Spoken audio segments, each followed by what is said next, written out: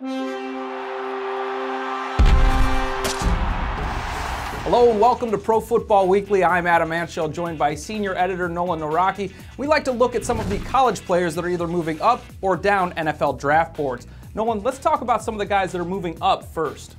Well, the first guy I want to talk about is Oklahoma State's Kendall Hunter. 5'8", 200 pounds, it's easy to pigeonhole Hunter as a situational change of pace back, especially given that he was hurt most of last season. But he's carried the ball more than 20 times in 5 of the last 6 games. He's shown that he can run inside.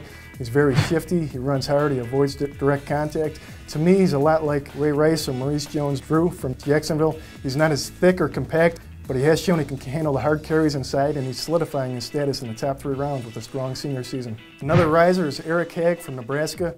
He's a hybrid linebacker safety. The big knock entering the season was whether he was tough and physical enough to play in the box. Where he has really stood out is in coverage. He picked off a Jake Locker pass against Washington and did a great job playing bracket coverage.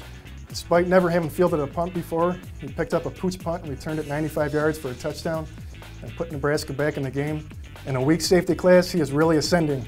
So those are some of the guys that have helped their status, but who are some of the guys that have fallen back down draft boards? Well, Ohio State linebacker Ross Holman really struggled last week against Wisconsin. He's very undersized at a generously listed 6 foot, 230 pounds, but he has good instincts and energy. Against Wisconsin, he could not handle the physicality of Wisconsin's offensive line and got blown out of the hole. He left the game in the second half with an injury, and I think his stock is on the slide.